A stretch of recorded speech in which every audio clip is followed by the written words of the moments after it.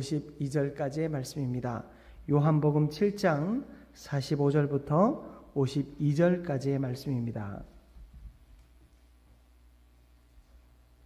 한 절씩 교독하겠습니다.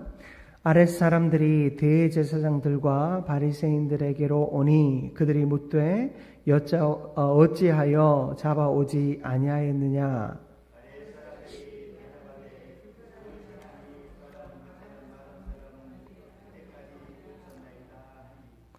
바리새인들이 대답하되 너희도 미혹되었느냐.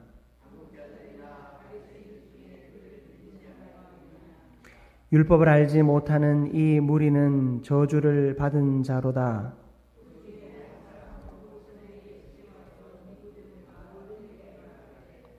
우리 율법은 사람의 말을 듣고 그 행한 것을 알기 전에 심판하느냐. 그들이 대답하여 이르되 너도 갈릴리에서 왔느냐.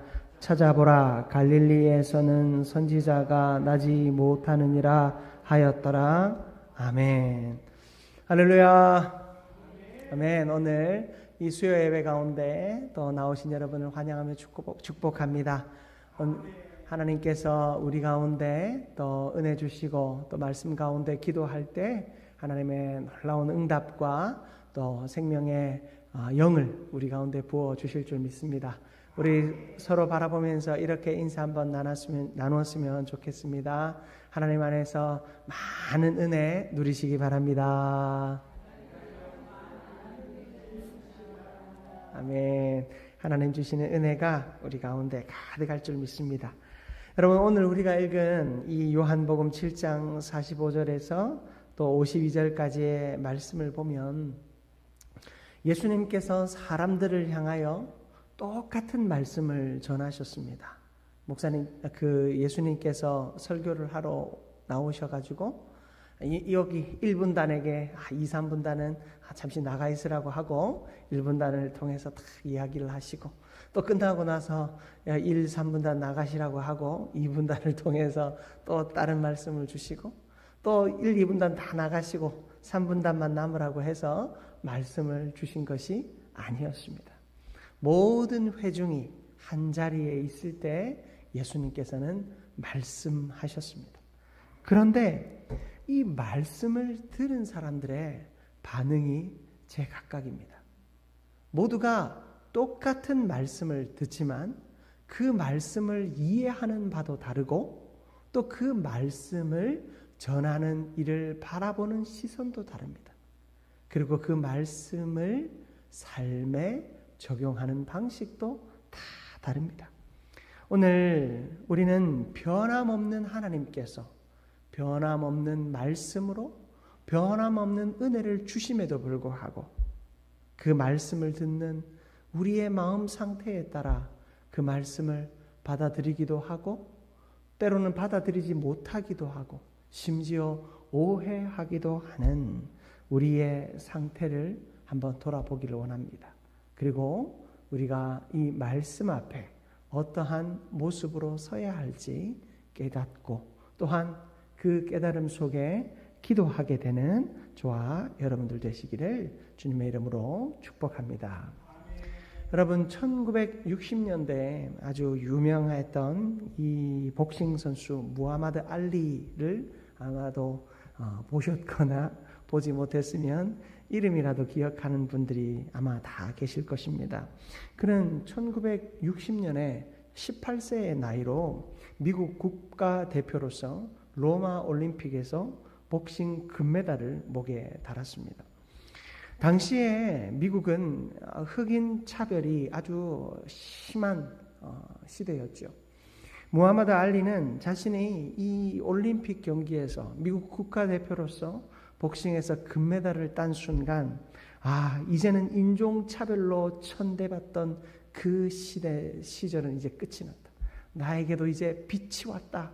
나에게도 이제 모든 편견을 깨어버리는 그 놀라운 일이 일어났다라고 생각했습니다. 겉으로 볼 때는 사람들이 자신을 환호하고 열광하는 모습을 보면서 시대가 변했고 자신을 향한 시선도 변했으리라 생각했습니다. 그런데 그것은 착각이었습니다. 한 번은 햄버거 가게에서 이 햄버거를 사기 위해 그 햄버거 식당에 들어갔는데 그 종업원이 그 무하마드 알리에게 말하는 것입니다. 당신은 흑인인데 왜 백인 식당에 들어왔습니까? 나가십시오 라고 이야기했다는 것입니다. 그는 절망에 빠져서 그 자신이 땄던 그 금메달, 모든 편견을 이겼다라고 생각했던 그 금메달을 오하이오 강에다 던져버렸습니다. 그리고는 그가 자서전에 이렇게 썼습니다. 착각은 끝났다. 나는 그동안 내 허상에 사로잡혀 살아왔다. 나는 금메달리스트이기 이전에 초라한 흑인에 불과하다. 참 이 이야기는 우리의 마음을 참 아프게 합니다. 한 사람의 편견을 뛰어넘는 노력. 이 복싱에서 금메달을 따기 위해, 아니 미국 국가대표가 되기 위하여 그는 얼마나 많은 노력을 했겠습니까? 사람들의 시선을 뒤로 하고 그 편견과 시선을 금메달만 따면 이길 수 있다라고 그는 생각하고 최선을 다했습니다. 모든 자신이 하고 싶었던 욕심과 욕망 다 내려놓았습니다. 그는 운동에만 최선을 다해 매진하였습니다. 그리고 그토록 원하던 금메달을 땄습니다. 그러나 그의 금메달을 그리고 그의 피부색을 넘어설 만한 사회의 인식이 변하지 않았습니다. 그들의 문화와 생각이 변하지 않았던 것입니다. 시대가 너무나도 미숙했던 것입니다. 예수님이 이 땅 가운데 오셔서 복음을 전하셨습니다. 예수님의 복음은 칠흑 같은 어둠 속에서 한 줄기 빛과 같은 것이었습니다. 모든 이들이 어둠 속에서 칠흑과도 같은 죄악의 암흑 속에서 빛을 싫어했습니다. 불편했습니다. 어두움이 좋았습니다. 어두움이 익숙했고 그저 어두운 데서 살아가는 것이 나름 괜찮았습니다. 그런데 예수님께서 오셔서 빛을 비춥니다. 여러분, 그 빛이 언제나 좋지만은 않습니다. 그 빛은 자신의 치부들까지 드러냅니다. 적당히 감추어지고 가려질 것이 있으면 좋은데 예수님의 그 진리의 빛은 자신들의 죄악된 모습, 감추고 싶었던 치부까지도 다 들춰내는 빛이었습니다. 그런 예수님 앞에 그들은 마음에 불편함이 있었고 그런 예수는 없었으면 했습니다. 시대가 미숙했고 그들의 정서가 미숙했으며 그들의 그 삶의 자리가 너무나도 약했습니다. 성숙하지 못했습니다. 여러분, 오늘날 우리가 신앙생활을 합니다마는 신앙생활하며 열심히 말씀을 똑같은 자리에서 우리 모두가 듣습니다. 그런데 많은 사람들이 똑같은 말씀을 듣지만 이 신앙의 미성숙으로 인하여서 말씀이 자신에게 비추어질 때, 죄악이 드러날 때, 내가 회개할 것을 찾게 하심에 감사합니다. 나의 잘못을 돌아보게 하심을 감사합니다. 그렇게 내 죄를 돌아보고 나의 잘못을 돌아보며 하나하나 집어서 말씀이 나를 비추어 줄 때, 그 말씀 앞에서 내가 한 번 한 번 회개하는 그 시간을 통하여 내가 점차 새로워지는 은혜를 누릴 때 내가 감사해야 하는데, 나의 이 미성숙함이 오히려 그렇게 말씀이 나의 약한 부분을 하나하나 비출 때마다 화가 나고 괴롭고 아프고 뛰쳐나가고 싶은 마음이 우리에게 생깁니다. 여러분, 이것은요, 우리 개인의 약함이기도 하지만 우리 공동체의 약함이기도 합니다. 여러분, 성숙한 공동체일수록 개인의 치부에 대하여 모두가 관용하고 스스로는 아주 치열하게 싸워낼 수 있습니다. 그러나 성숙하지 못한 공동체는 개인의 치부를 함께 조롱하고 함께 비난합니다. 그러니 반대로 개인은 그 치부를 어떻게 하면 드러내지 않을까 고민하고 감추려 합니다. 성숙한 공동체가 되어야 합니다. 성장하는 공동체가 되어야 합니다. 큰 공동체가 되어야 합니다. 그렇게 하기 위해서는 다른 방법 없습니다. 한 사람 한 사람 깨어져야 하는 것입니다. 여러분, 교회는 죄인들이 모이는 곳입니다. 그래서 교회 안에는 세상보다 더 많은 죄가 있습니다. 그러나 놀라운 것은 교회 안에서 죄가 드러나 마음이 아프고 괴로울 때 회개하는 자들이 많아질수록 그 교회 공동체는 더 아름답고 더 견고하며 더 생명력 넘치는 공동체가 되는 줄 믿습니다. 여러분, 우리의 약함을 당연하다 여기며 그냥 그 우리의 약함을 교회는 원래 죄인들이 모이는 곳이야 라고 정당화시키지 마시기 바랍니다. 내가 먼저 변화되어져야 하고 내가 먼저 깨어져야 할 줄 믿습니다. 저는 그런 의미에서 우리 수요 생기예배에 나오시는 여러분을 축복하고 싶습니다. 우리는 하나님 앞에서 이 말씀을 듣고 기도할 수 있는 특권을 가진 자들입니다. 여러분들이 말씀을 듣고 기도할 때마다 여러분의 죄를 자복하십시오. 여러분의 죄를 하나님 앞에 고백하십시오. 여러분 한 사람 한 사람이 변화되어질 때 공동체가 성숙하게 될 줄 믿습니다. 공동체가 성숙하면 여러분 어떤 연약한 이들이 우리 안에 들어온다 할지라도 우리가 그들을 주목하며 보며 또 어떤 죄인이 들어왔나 생각하지 않습니다. 성숙한 공동체일수록 연약한 개개인을 품습니다. 그들을 마음으로 안고 기도합니다. 하나님, 저들에게 하나님의 사랑을 허락하시고 저들에게 하나님의 은혜를 허락하시고 저들에게 하나님의 위로를 허락하여 주옵소서. 나를 변화시키신 주님의 사랑이 저들 가운데도 임하게 하여 주옵소서. 기도하게 될 줄 믿습니다. 여러분, 그렇게 성숙함으로 우리의 공동체가 새로워지고 이 성숙한 공동체의 구성원들이 자신의 죄 드러남을 부끄러워하지 아니하고 자신의 죄 드러남을 오히려 회개의 기회로 삼아 그 회개로 말미암아 더 새로워지는 그렇게 아름다운 하나님의 교회가 되는 저와 여러분 그리고 우리 한민교회 되기를 주님의 이름으로 축복합니다. 여러분 잘 아시는 말씀입니다. 히브리서 4장 12절 말씀이지요. 화면을 보면서 우리 같이 한번 합독합니다. 하나님의 말씀은 살아있고 활력이 있어 좌우의 날선 어떤 검보다도 예리하여 혼과 영과 및 관절과 골수를 찔러 쪼개기까지 하며 또 마음의 생각과 뜻을 판단하나니. 아멘. 여러분, 이 하나님의 말씀을 검으로 비유하고 있어요. 하나님의 말씀이 우리의 죄악된 모습을 날카롭게 도려내는 것. 여러분, 이게 참 중요합니다. 우리가 죄악의 모습을 도려낼 때 대충 도려내는 것, 많이 도려내도 안 되고 적게 도려내도 안 되죠. 정확하게 도려내는 것이 너무나도 중요합니다.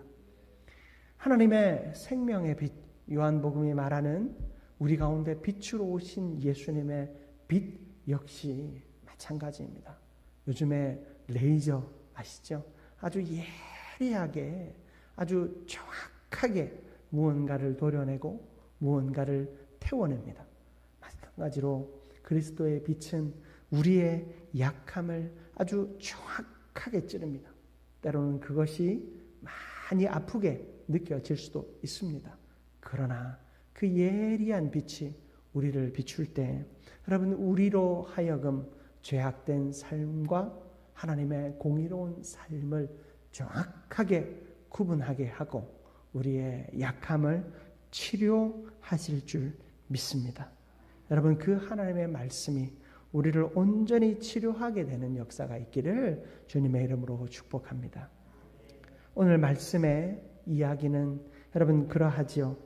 여러분, 말씀 45절부터 46절을 보십시오. 여기 보면 성전 경비병들이 이 초막절 명절날 예수님을 잡아오라고 하는 이 지도자들의 말을 듣고 갔습니다. 이 바리새인들의 또 성전의 서기관들과 또 제사장들이 이 사람들을 보내었습니다. 그런데 이 경비병들이 돌아와서 예수님을 잡아오지 않은 이유를 설명합니다. 그들은 예수님의 말씀에 깊이 감동하였습니다. 그래서 뭐라고 말합니까? 이 사람처럼 말한 사람은 없었습니다. 46절에 그 사람이 말하는 것처럼 말한 사람은 이때까지 없었나이다 라고 이야기하고 있습니다. 이들은 하나님의 말씀에 감동했습니다. 그런데 이 바리새인들의 반응은 어떻습니까? 47절을 보십시오. 너희도 미혹되었느냐? 너희도 미혹되었느냐? 바른 하나님의 말씀, 바른 생명의 말씀, 권능의 말씀, 진리의 말씀을 듣고 이들은 뭐라 말합니까? 너희도 미혹되었느냐? 진리의 말씀을 미혹하는 소리로 들은 것입니다. 속이는 소리로 들은 것입니다. 여러분, 이어지는 49절도 보십시오. 이 사람들은 경비병뿐만 아니라 무리들도 율법을 알지 못하는 저주받은 자들이라고 비난합니다. 이런 그들을 향해 니고데모라고 하는 사람이 말합니다. 50절부터 51절까지도 한번 보십시오. 여기 보면 니고데모가 이렇게 말하지요. 우리 율법은 사람의 말을 듣고 그 행한 것을 알기 전에 심판하는 것입니까? 당신이 알고 있는 그 율법, 당신이 그렇게 소중하게 생각하는 율법은 사람의 말을 듣고 그 율법을 실천하는지 안 하는지, 그리고 그 율법대로 살아가고 있는지 그 사람의 삶을 보며 판단하지 않고 단지 그 사람의 말만 가지고 판단하는 것이 우리 율법의 정신입니까? 라고 이야기합니다. 니고데모는 애둘러 말하지만 예수님의 삶에 대하여 그는 관심을 가지고 있었습니다. 이 바리새인들은 예수님의 삶에 관심이 없었습니다. 그저 그 예수가 전하는 것이 듣기 싫었습니다. 선동하는 것 같고 자신들이 지금까지 추구해왔던 어떤 기득권을 뿌리채 뒤흔들어 놓는 악한 존재라고만 생각했습니다. 무엇보다도 52절의 말씀을 보십시오. 그들이 대답하여 이르되 너도 갈릴리에서 왔느냐? 찾아보라. 갈릴리에서는 선지자가 나지 못하느니라 하였더라. 이들은 아주 강한 선입견에 사로잡혀 있었습니다. 자, 그래. 네 말이 옳다고 해보자.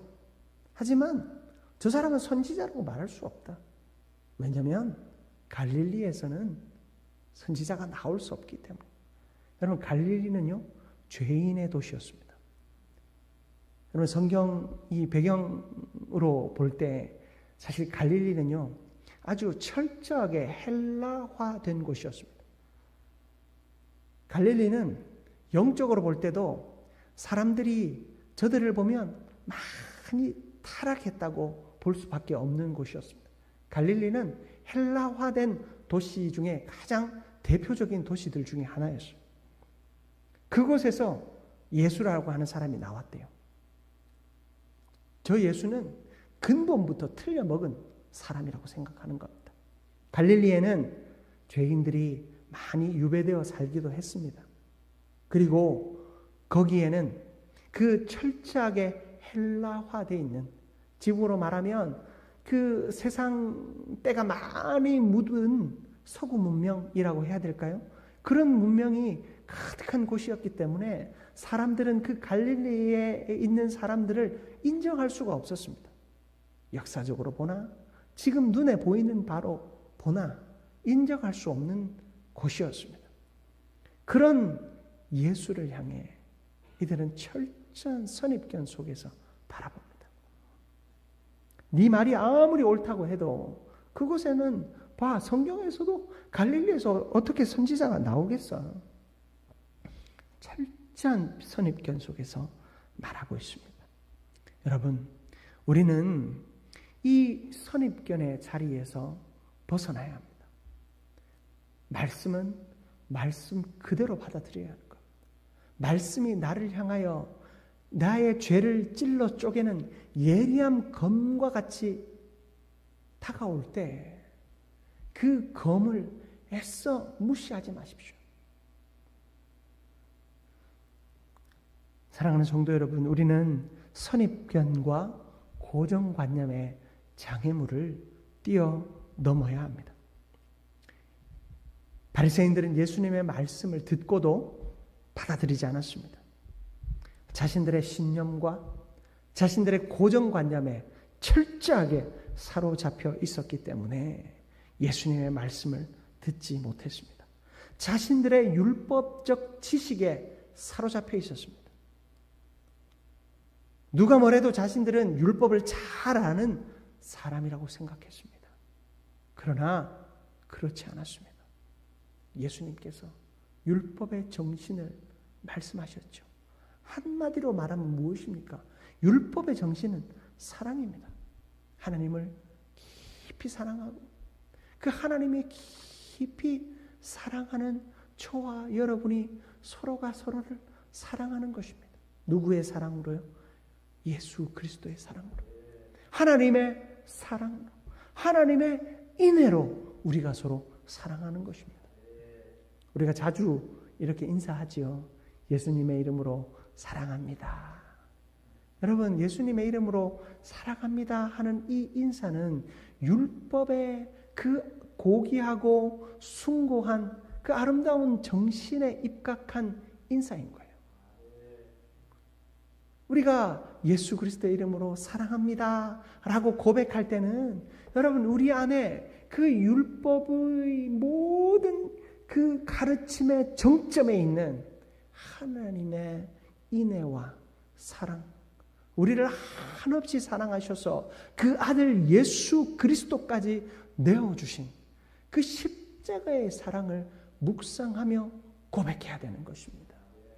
오늘부터 우리 수요 생기 예배 나오시는 성도님들은 예수님의 이름으로, 주님의 이름으로 사랑합니다 고백할 때 이 예수님의 십자가의 사랑을 기억하며 율법의 가장 아름다운 이 정신을 생각하며 사랑을 서로에게 고백하는 저와 여러분들 되시기를 축복합니다. 그런 의미에서 우리 서로 사랑 고백 한번 해볼까요? 서로 바라보면서 이렇게 인사 한번 나눴으면 좋겠습니다. 주님의 이름으로 사랑합니다. 아멘. 여러분, 우리는 우리가 기대하는 방법으로 또 우리의 생각의 틀에서 하나님의 말씀을 듣고자 합니다. 하나님은 이렇게 역사하실 거야. 아니, 최소한 하나님은 이렇게 일해 주셨으면 좋겠어 라고 생각합니다. 제가 성도님들을 위해서 많이 기도해 드리고 실제로 만나서 대화하다가 기도합니다. 그런데 저에게 기도의 방법과 결과까지도 요청하시는 분이 가끔 있으세요. 이렇게 목사님 이거 위해서 기도해 주시는데 이렇게 하나님이 응답하시도록 좀 기도해 달라고 말씀하십니다. 저는 충분히 그렇게 기도해 드립니다. 그러나 여러분, 우리가 기대하는 바대로 하나님이 일하실 거다라고 생각하면 여러분, 우리는 이 교회에 나와 헌금하는 것이, 주님께 나와 봉사하고 헌신하는 것이 하나님과 거래하는 것과 뭐가 다릅니까? 하나님 앞에 물질을 올려드리면서 내 방식대로 일해 주시기를 기대합니다. 하나님 앞에 내가 봉사하고 헌신하면서 내 방식대로 일해 주시기를 기대합니다. 우리 교회는 그런 헌금이 없습니다만은 일천번제 이런 거 많이 하시잖아요. 1000번의 헌금을 드립니다. 1000일이 너무 긴 것 같아서 어떤 분들은 하루에 1000원씩 계산해가지고 어쩌다가 한 번씩 막 3만 원씩 내요. 30일치 한 번에 하시고 그렇게 1000번의 시간을 다 채우고 나서 하나님께서 응답하시기를 기대하는데 아무 일 하지 않는 아무 자신의 기대대로 일하시지 않는 하나님을 바라보면서 원망합니다. 내가 다시는 내가 이거 하나 봐라. 또 어떤 이들은 평생을 1000번째 하는 분들이 있습니다. 이상하게 1000번째 하면 하나님이 응답하시는 것 같대요. 하나님 응답하셨대요. 여러분 그래서 그 1000번째에 매여서 무조건 하나님 앞에 소원이 있으면 1000번째 헌금을 드려야 된대요. 큰 소원은 한 번에 금액이 크고 작은 소원은 금액이 작아요. 여러분 제가 뭐 그런 모습들을 무시하고 제가 말씀드리는 것은 아니고요. 우리가 이 약함, 우리의 약함이 자꾸만 신앙생활을 하나님을 거래의 대상으로 생각하고 내 방식대로 내 생각의 틀에 맞게 하나님이 일하시기를 기대한다는 거예요. 신앙이 성숙하고 성장해 가면 갈수록 여러분 내 생각은 사라져야 되는 거예요. 내 방법은 사라져야 되는 거예요. 여러분 처음 신앙생활 할 때는 어떤 역사가 일어납니다. 정말로 여러분 우리가 하나님 앞에 어떤 기드온처럼 하나님 앞에 하나님 내가 자고 일어나면 이 양털에 이 이슬이 맺히게 해주십시오. 기도하는 거예요. 우리 그런 기도 해보지 않으셨어요? 막 간절함이 있어서 기도하고 하나님의 응답을 기대하면서 하나님 내가 이거 해야 됩니까? 안 해야 됩니까? 하나님 내가 이거 해야 되면 내일 아침에 일어났을 때 내일 아침에 일어났을 때 남편이 뭐라고 말해주게 해주십시오. 그렇게 기도합니다. 성경에 이 아브라함의 종이 이 아들 이삭의 아내를 얻기 위해 가서 기도하면서 하나님이 보내신 사람인 줄 아는 방법은 이 내가 물을 좀 달라고 할 때 물만 주는 게 아니고 내가 데려온 이 나귀 떼들에게 같이 물을 주는 사람이 있으면 그 사람이 하나님의 기도의 응답인 줄 믿습니다. 거기에 하나님의 응답하신 걸 보면서 우리의 믿음 생활도 다 그렇게 하려고 하는 거예요. 여러분 우리가 처음 신앙생활을 시작하면 하나님이 기적을 행하세요. 저도 그런 기적 많이 경험했어요. 여러분 저기 남미에 가보면 그 처음 막 복음이 전해질 때 아프리카나 동남아나 처음 복음이 막 전해질 때 사람들에게 막 그런 기적들이 막 일어납니다. 병자들이 일어나고 귀신 들리는 사람들이 다 막 귀신이 쫓아지고 죽었던 사람들이 살아나는 그런 기적들이 막 일어나고 보고도 됩니다. 그런데 여러분 그게 다가 아니거든요. 우리의 신앙이 약할 때는 어릴 때는 하나님께서 눈에 보이는 응답들을 주십니다. 아이들이 밤에 기도합니다. 하나님 내가 로봇 장난감이 갖고 싶습니다. 기도하면 여러분 그 엄마 아빠들이 그거 듣고 성탄절날 선물을 사주지 않습니까? 여러분 그런 응답을 우리의 믿음이다라고 생각해서는 안 된다라는 거죠. 그런데 신앙생활을 30년, 40년 했는데 여전히 그렇게 기도합니다. 여전히 그렇게 하나님이 일하신다 착각합니다. 여러분 하나님은 다양한 방법으로 우리 가운데 일하십니다. 하나님은 한순간도 우리를 떠나지 않으시기 때문에 하나님은 한순간도 우리의 부르짖음에 귀 기울이지 않는 시간이 없기에 하나님은 다양한 방법으로 저와 여러분의 삶 속에서 역사하십니다. 그러나 나의 생각의 틀대로, 나의 기대하는 방식대로, 나의 경험대로 하나님이 일하실 것이다 라는 착각은 버리시기 바랍니다. 성숙할수록, 성장할수록 나의 기대와 방식을 내려놓아야 합니다.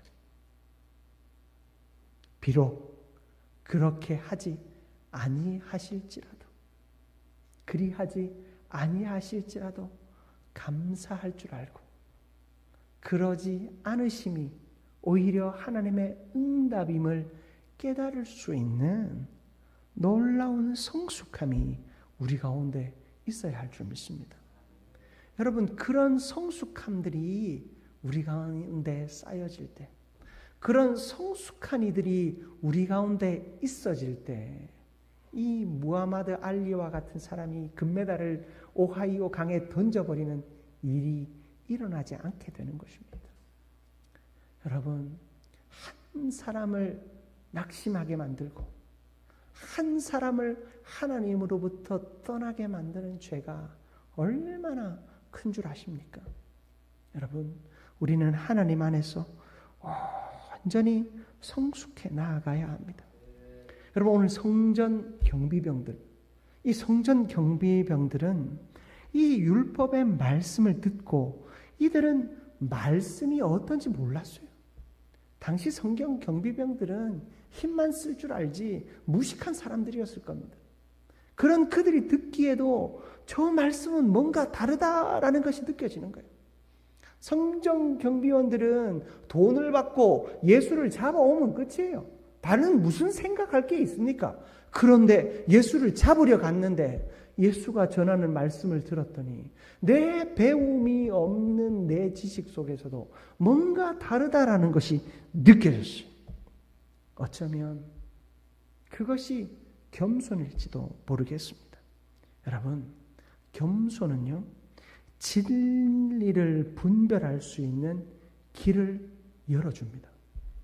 우리의 교만은, 우리의 아집은, 우리의 욕심은 진리의 길을 막습니다. 그러나 우리의 교만은 진리의 길을 열어줍니다. 이 무식했던 이 성전 경비원들은 그 말씀을 듣고 깨닫습니다. 아, 뭔가 다르구나. 아, 뭔가 다르구나. 야고보서 1장 21절 말씀입니다. 야고보서 1장 21절 말씀 우리 같이 한번 합독합니다. 그러므로 모든 더러운 것과 넘치는 악을 내버리고 너희 영혼을 능히 구원할 바 마음에 심어진 말씀을 온유함으로 받으라. 아멘. 여러분, 야고보 사도는 이렇게 말합니다. 모든 더러운 것과 넘치는 악을 내버리고 너희 영혼을 능히 구원할 바 마음에 심어진 말씀을 온유함으로 받으라. 여러분, 마음에 심어진, 마음에 흩뿌려진, 아니에요. 마음을 스쳐간 말씀이 아니고 마음에 심어진. 여러분, 우리가 말씀을 들을 때 누가 역사하십니까? 성령께서 역사하십니다. 성령께서 여러분의 마음에 말씀을 심어주세요. 그냥 뿌려진 것이 아니라 성령께서 말씀을 여러분의 심령 가운데 심어주십니다. 그 여러분의 마음에 심겨진 말씀을 어떻게 해요? 온유함으로 받으라 라고 말씀하고 있습니다. 여러분, 온유라는 말 한 번쯤 설명을 들어보셨을 것인데, 야생마가 훈련되어져서 길들여져 있는 상태를 이 온유라고 하는 단어가 설명하고 있어요. 여러분, 이 온유함, 이 야생마는요, 본능을 따라 움직입니다. 야성을 따라 움직입니다.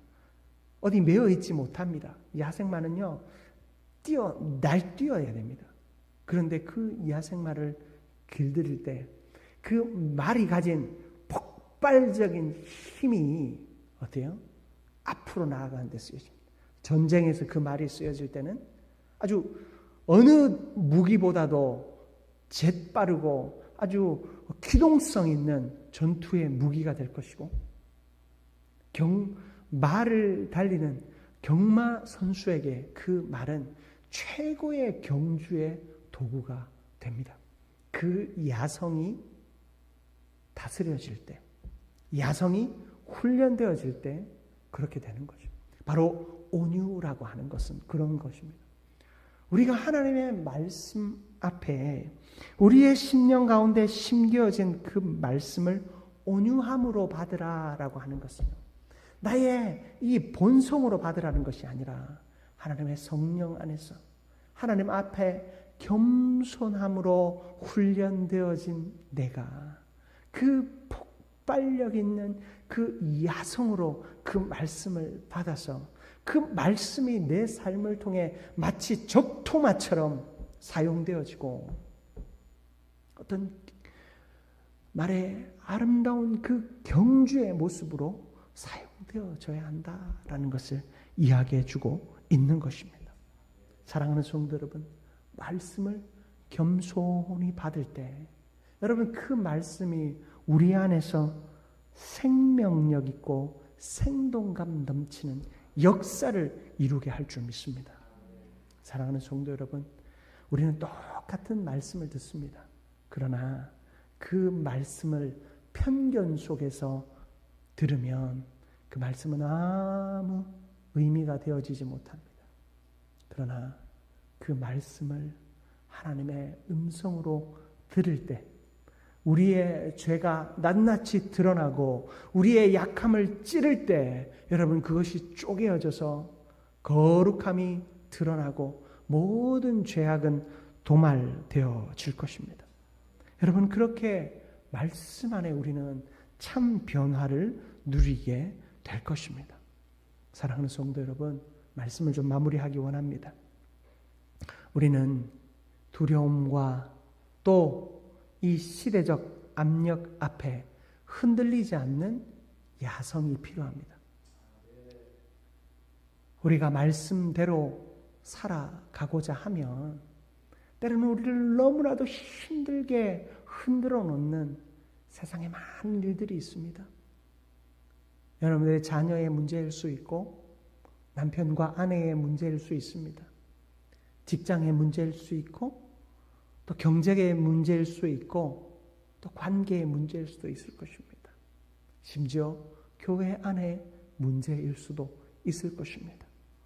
여러분 그런 많은 요소들이 우리를 말씀을 듣지 못하게 하고 편견에 사로잡히게 하며 하나님의 뜻이 내 뜻대로 이루어지기를 기도하게 할 수도 있습니다. 그러나 우리는 이 두려움의 문제와 이 시대적 억압 앞에서 흔들리지 않는 야성이 필요합니다. 우리의 야성은 무엇입니까? 예수 그리스도의 십자가를 향한 믿음인 줄 믿습니다. 여러분 오늘 말씀에 니고데모라고 하는 한 사람이 등장합니다. 이 니고데모가 어떻게 말합니까? 우리 율법은 사람의 말을 듣고 그 행한 것을 알기 전에 심판하느냐. 여러분 어떤 이들은 이 니고데모의 모습을 보면서 참 이 사람 참 소극적이다. 왜 이렇게밖에 말해줄 수 없었지? 저들에게 단호하게 뭔가 말해줄 수 있지 않았을까 말합니다. 그러나 여러분 저는 이 니고데모가 지혜로웠다 생각합니다. 니고데모는 이들에게 영감을 주고 있습니다. 지금 니들이 하는 일이 율법의 뜻과 맞느냐라고 말해줍니다. 힌트를 주는 겁니다.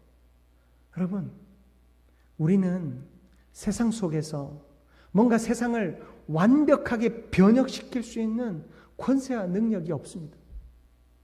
우리는 세상에서 나가 부딪히면 마치 계란으로 바위를 치는 것처럼 우리가 깨져서 돌아옵니다. 실패해서 돌아옵니다. 그러나 우리가 최소한 니고데모처럼 영감을 줄 수 있는 사람이 되어야 하지는 않겠습니까? 진리로 무장되어 있고 말씀으로 무장되어져서 영감을 줄 수 있는 사람으로 살아야 되지 않겠습니까? 저는 이것이 온유한 야성이라고 생각합니다. 하나님 앞에서 훈련되어진 야성이라고 생각합니다. 여러분, 누군가에게 영감이 되어 줄 수 있기 위해서는 내가 누군가와 비교도 할 수 없는 만큼 말씀을 실천하기 위해 애를 쓰고 말씀 앞에 뜨겁게 회개하며 말씀의 그 놀라운 능력 앞에 눈물을 흘려본 자만이 이런 야성을 가지고 이런 영감을 세상을 향하여 줄 수 있다고 확신합니다. 사랑하는 성도 여러분, 그런 사람들이 되십시다. 그런 사람들이 되십시다. 영감을 가진 사람들이 되십시다.